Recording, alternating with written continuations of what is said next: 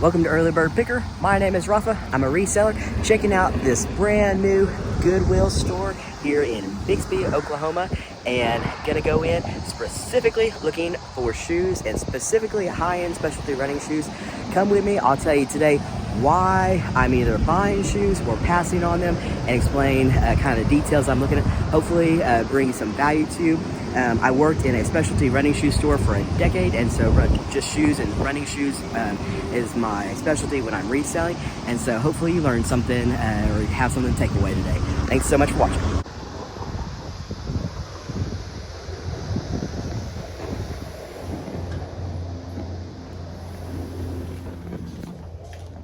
You gotta commit to getting the cart. If you don't get the cart, you don't get the haul. Sometimes if you get the cart, no haul.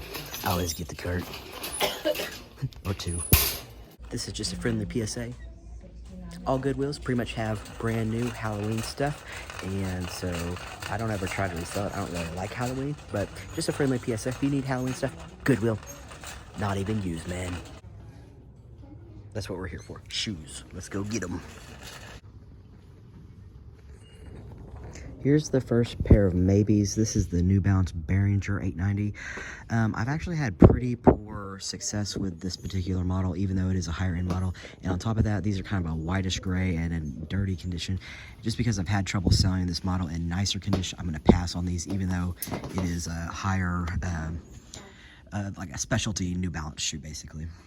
I don't know if you guys ever see these. These are running spikes for somebody that is running. In this case, it'd be running. This is probably like a mid-distance track spike based on how the heel is set.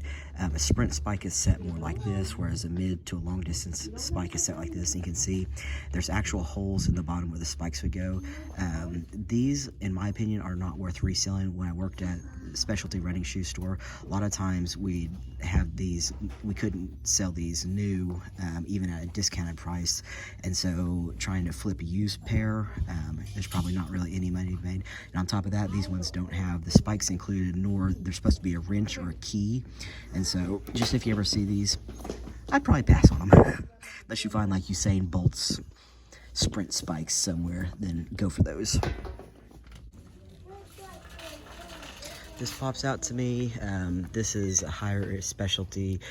This is a Saucony Iso. This is probably, it's the Guide ISO 2. Sauconys honestly just don't resell very well for me. This one has terrible inside collar wear right here, so this is a definite no. The condition of the shoe was not great, but just if you are scouting high-end specialty run shoes, the Saucony Guide is a higher-end specialty running shoe, meaning it's like over $130 retail. And let's see, these are interesting down here to me. They're pretty poor condition, but yeah, this is what happens. This is like a leather shoe that's been through the wash machine, so definitely totally deformed. Had the upper been in good condition. What's interesting is the foam right here.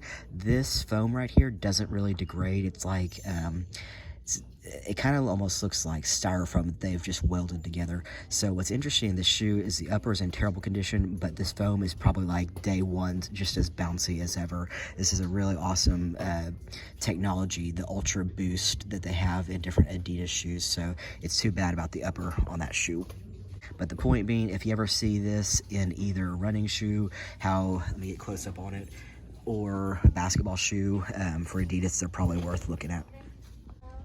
All right, here's something that we're looking for right here. Some Solomons. You don't find these in the Tulsa area. Ooh, that's a good price on those, $9.99.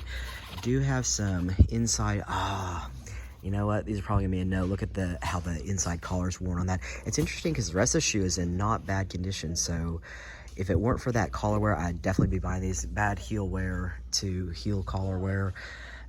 Basically that happens, the reason why that happens is when someone runs, their feet don't separate like they should, and so for the inside collar wear, what happens is this, the heel on the left like this strikes the inside of the right over and over and over again, and that's what creates it. And you can see it happens worse on this side than vice versa. But again, if you see these Solomons, one special thing about them is they have these kind of like zip tie laces or like bungee laces, or you just don't tie them like regular shoes. And so this is a signature of Salomon. So if you see Solomons, usually a pretty good buy if they don't have that type of wear.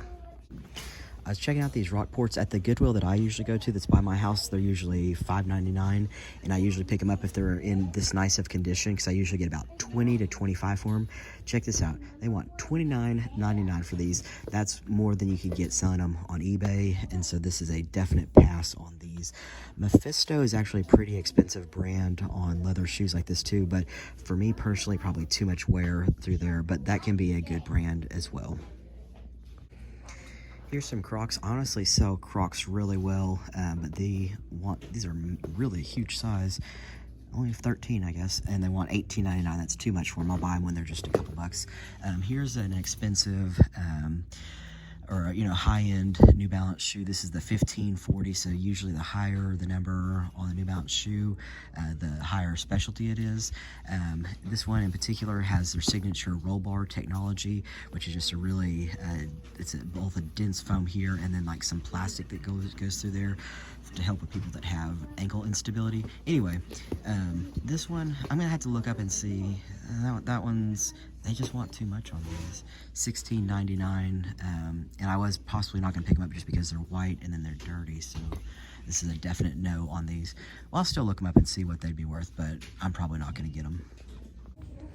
Well, that's disappointing. I had no shoes to buy today. All of them just pretty much overpriced for the ones that were worth picking up, and just a lot of condition issues as well. But I'm super picky when I pick out shoes, and so other people may not be near as picky, but I hope that some of my past history in selling shoes helped you today, why I did not pick up those. And if you like this video style, let me know so I can do more pickups like this. I know it's not as fun when I don't buy anything, but it maybe hopefully is nice knowing like the rationale why. So thanks so much for watching this episode of Early Bird Picker. I'm Rafa. I'll see y'all in the next video.